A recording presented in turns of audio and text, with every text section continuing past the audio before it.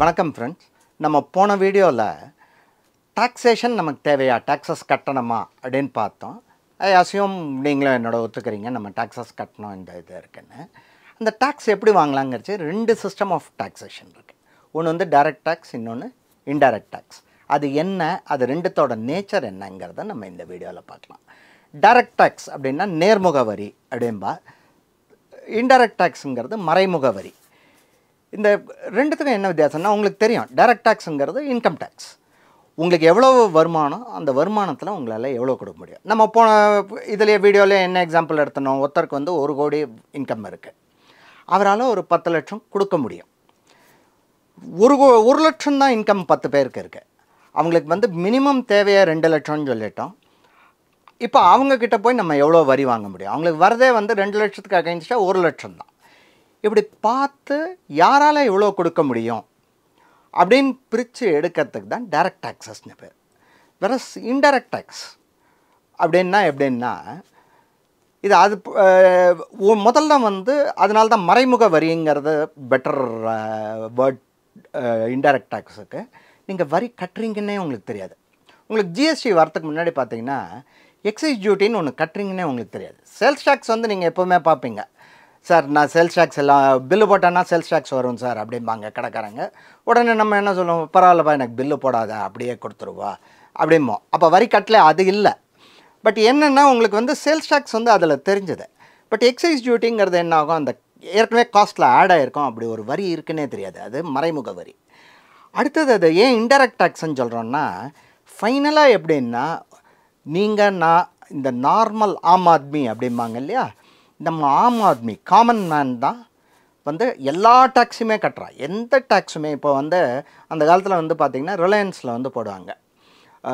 1980, 81லலாம் பார்த்திங்கன்னா அவங்க வந்து இன்கம் டேக்ஸே கட்ட மாட்டாங்க. ஆனால் நான் எக்ஸ்செக்கருக்கு 8000 கோடி கொடுத்தேன் அப்படின்பா. அது என்னென்னா எக்ஸைஸ் டியூட்டி, சேல்ஸ் டேக்ஸ்.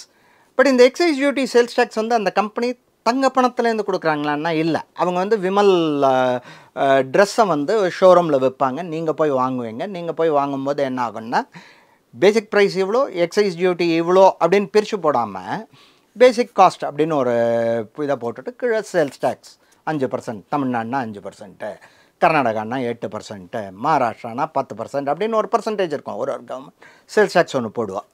அந்தந்த கவர்மெண்ட் இப்போ எவ்வளோ சேல்ஸ் டேக்ஸ் சொல்கிறாங்களோ அதை கலெக்ட் பண்ணி ரிலையன்ஸ் வந்து கவர்மெண்ட்டுக்கு கொடுக்கும்போது என்ன சொல்லுவாங்க, ரிலையன்ஸ்னால் செக் எழுதுறது கவர்மெண்ட்டுக்கு.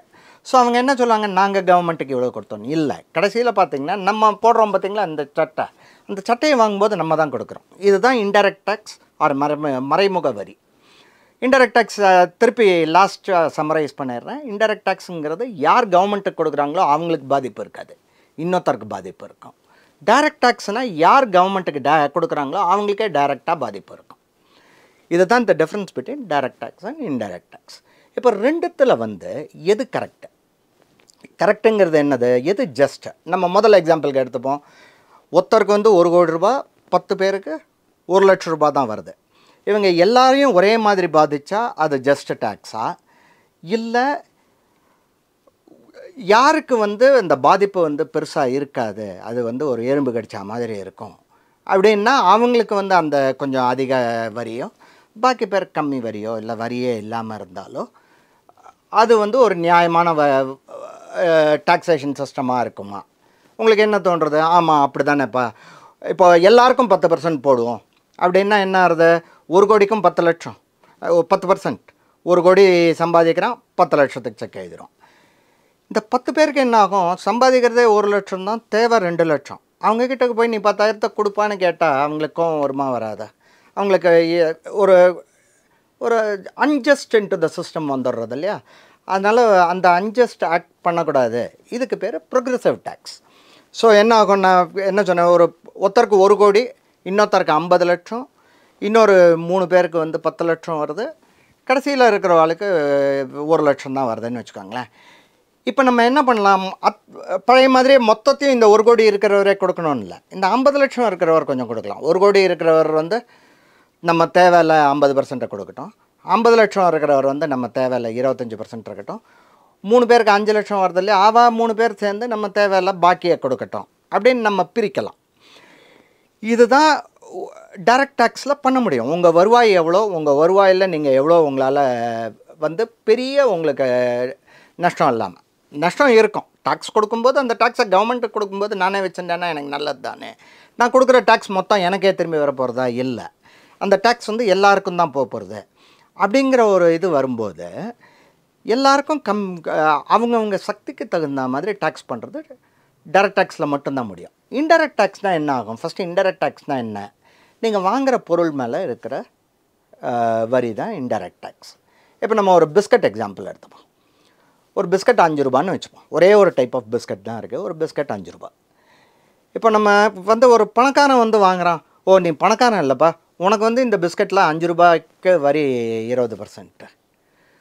ஓ, உனக்கு ஒரு மீடியமாக சம்பாதிக்கிறியா, உனக்கு இந்த பிஸ்கட்டில் 20%க்கு பதிலாக 10% வரி கட்டு. ஓ, உன்னால் இந்த பிஸ்கட்டை அஃபோர்ட் பண்ண முடியாதா, நீ வந்து 5 ரூபாய்க்கு மட்டும் டேக்ஸ் இல்லாமல் பிஸ்கட் வாங்கிக்கோன்னு சொல்ல முடியாது. 5 ரூபா பிஸ்கட், அதுக்கு டேக்ஸ் 10%, 5 ரூபா 50 பைசா. அவன் பணக்காரனாக இருந்தாலும் சரி, ஏழையாக இருந்தாலும் சரி வாங்கிடுறோம். அப்போ இதோட இம்பேக்ட் என்ன? There is a inherent unjustness into the system. என்ன அன்ஜஸ்ட்னஸ்? நம்ம முதல் எக்ஸாம்பிளில் என்ன எடுத்தணும்? ஒருத்தர் வந்து 10 லட்சம் கொடுக்குறாங்க, இன்னொருத்தர் வந்து ஒரு இந்த எக்ஸாம்பிளுக்காக என்ன பண்ணுவோம், இன்னொருத்தர் 50,000 தான் தரா. யார் இந்த 50,000 தராங்க? அவங்களுக்கு 5 லட்சம் இன்கம் வருது, 50,000 தராங்கன்னு வச்சுப்போம். 5 லட்சம் கொடுக்குறவங்களுக்கு 50,000 பெருசு. 5 லட்சம் சம்பாதிக்கிறவங்களுக்கு, 1 கோடி சம்பாதிக்கிறவங்களுக்கு 10 லட்சம் அவ்வளோ பெரிய பணம் கிடையாது. ஏன்னா அவனுக்கு பாக்கி 90 லட்சம் இருக்குது. இவங்ககிட்ட 4.5 lakhs தான் பாக்கி இருக்குது, 4.5 லட்சம் தான் பாக்கி இருக்குது. அப்போ பார்த்தீங்கன்னு வச்சுக்கோங்களேன், இந்த 50,000 கொடுக்கும்போது அவனுக்கு டேமேஜ் கொஞ்சம் அதிகம் then the person paying 10 lakhs when he earns 1 crore. இந்த அன்ஜஸ்ட்னஸ் இன்டைரக்ட் டேக்ஸில் இருக்கும், டைரக்ட் டேக்ஸில் இந்த அன்ஜஸ்ட்னஸ் இருக்காதுங்கிறதுனால பார்த்தீங்கன்னா ஜஸ்ட் டேக்ஸுங்கிறது வந்து டைரக்ட் டேக்ஸ் தான். அப்போ நீ ஏன் இன்டைரக்ட் டேக்ஸ் வச்சுக்கிற? எல்லாமே டைரக்ட் டேக்ஸாக இருந்துட்டு போயிடலாமே. எதனால் வந்து இன்டைரக்ட் டேக்ஸ் இது பண்ணுறோன்னா, இன்டைரக்ட் டேக்ஸ் கலெக்ட் பண்ணுறது ஈஸி. உங்ககிட்டேருந்து கவர்மெண்ட் வந்து நீங்கள் இன்டைரக்ட் டேக்ஸ் கட்டியிருக்கீங்க, இது வரைக்கும் ஒரு தடவையாவது போய் க்யூவில் நின்று பணத்தை கவர்மெண்ட்டு கட்டியிருக்கீங்களா? இல்லை. பிஸ்னஸஸ் வந்து கலெக்ட் பண்ணி கொடுத்துரும். இப்போ ஜென்ரல் பப்ளிக் எவ்வளோ, பிஸ்னஸஸ் எவ்வளோன்னு பார்த்தீங்கன்னா உங்களுக்கே புரியும்.